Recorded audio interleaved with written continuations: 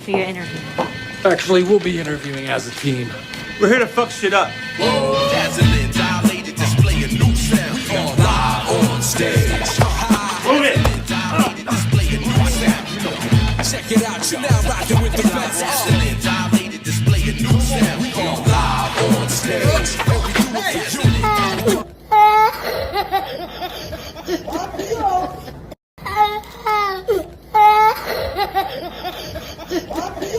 This one time I need it. Raiders! Listen, man, it's been a joy for me to come back and play here for a second time around. You guys welcome me back with open arms as if I never left. I just want you to know how much that means to me, means to my family, my two boys.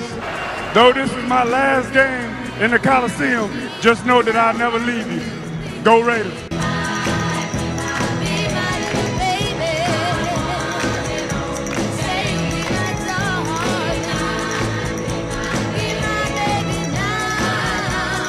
Yo, what's good, Raider Nation? So before we jump into today's video, I just wanted to take a second to say thank you all for the love and support. This channel has been growing crazy fast and we're already getting close to our first big milestone of 500 subs, and I couldn't have done it without y'all. And to show my appreciation, once we hit the 550 sub mark, I'm doing a giveaway for the nation. All you gotta do to enter is like the video, drop a comment, subscribe, and turn on the noties so you don't miss the announcement. And don't forget, at 1,000 subs, I'm still getting that Raider Nation tattoo on a live stream. So don't miss out and be sure to subscribe. So thank you again, Raider Nation, for riding with your boy. Now let's fucking get it. Yo, what's good, Raider Nation? Welcome back to the Reality Check. Today we're taking a deep dive into the recently hyped Diego Pavia. We'll look into who Pavia is, what his 2025 and career stats are looking like, and whether or not the Raiders should be keeping an eye on the Heisman finalists. So without further ado, let's jump in. So who is Diego Pavia? It's safe to say that Diego Pavia was on the outside of most people's radar before these last couple weeks. Coming out of Vanderbilt, he wasn't exactly hyped as a top-tier QB prospect. I surely wasn't looking at his tape as closely as I am now, and if you've watched his tape, you already know he's built kind of different. He's got that backyard football play style, that dual threat ability, the improvisation, the toughness, the chip on his shoulder, and now he's got the numbers to back it up. Diego Pavia didn't just show up out of nowhere either. He worked his way up the ladder. After dominating junior college and 2 strong seasons at New Mexico State, he transferred to Vanderbilt in 2024 and immediately became the Commodore's starting quarterback, a role he's held both through 2024 and 2025 seasons. In 2024, he brought energy and dual threat play to Vanderbilt, helping turn around a program that hadn't seen bowl eligibility in years. In 2025, he took it to another level, throwing over 3,100 yards and 27 touchdowns, with a strong completion rate and dynamic rushing ability. Across his full college career, including his time at New Mexico State and Vanderbilt, Pavia has thrown for nearly 10,000 total yards and more than 80 passing touchdowns, showing consistent production and growth as a leader and a playmaker. What's especially impressive is how he developed year after year, coming in as a transfer with something to prove, refining his accuracy and decision-making in the SEC, one of the toughest conferences in football, by the way, and turning into a true focal point of Vanderbilt's offense with big playability through the air and on the ground. NFL evaluators see a quarterback who's battled every day to get better, from JUCO overlooked prospect to SEC standout, and now he's getting real buzz for the next level because of his production, toughness, and explosive tape. And on top of it all, he was a Heisman runner-up behind Fernando Mendoza. Now that says something. And of course, we got to talk about the drama that Diego Pavia found himself in this week. After his breakout performances and all the hype around his Heisman campaign, Pavia stirred things up when he took a not-so-subtle shot at Indiana and even threw some shade at Heisman voters. Per media sources, it all started when Pavia found himself at a post-Heisman ceremony celebration with a vibrant LED sign that read "Fuck Indiana," followed by some Instagram stories that read "Fuck all the voters, but my family is for life."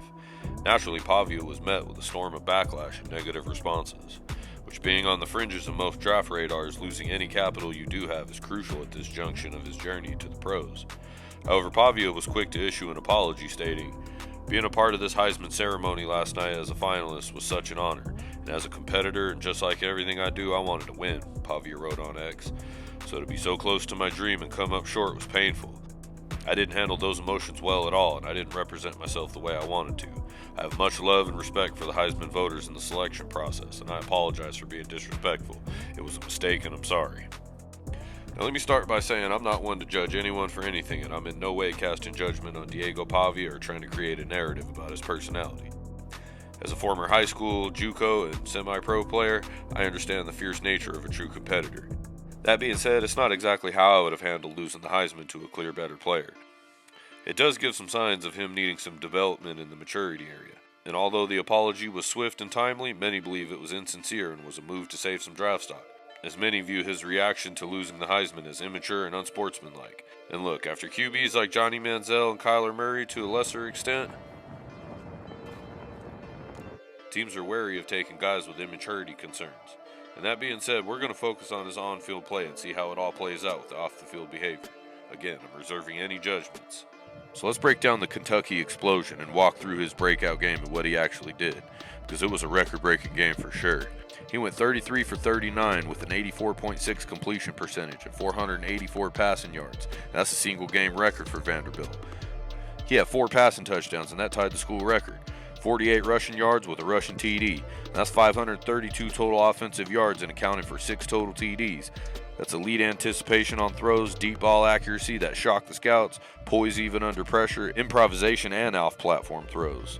The man wasn't just good, he low-key looked NFL ready.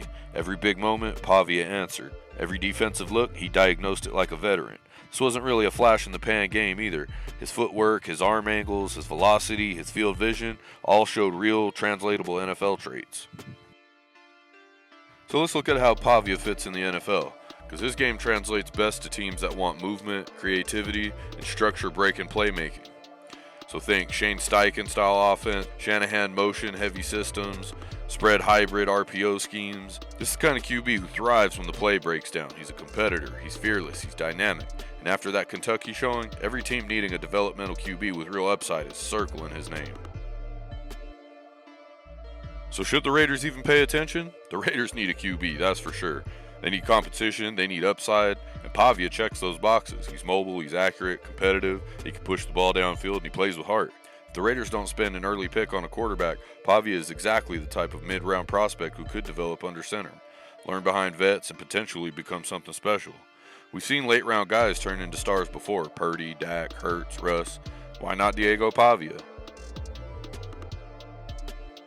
So my closing takes on Diego Pavia: he put the football world on notice. 487 plus yards, 5 tutties, and one of the best single-game performances Vanderbilt's ever seen. This kid just flipped his draft stock upside down, and the NFL better be paying attention, because Diego Pavia is officially in the chat. But what do you think, Raider Nation? Is Pavia a prospect worth looking into? Is he a guy that may slide to the second round, thus leaving us room to grab a big right tackle or a guard? Or do we go with the draft experts who say Mendoza is the guy? Let me know down in the comments who's on your draft boards. And be sure to like, comment, and subscribe, and hit those noties so you don't miss a beat. As always, it's been the Raider Reality Check, where we don't sugarcoat shit. We keep it real, we keep it raw, and we keep it $110 for the nation. Sex Ray signing off, y'all.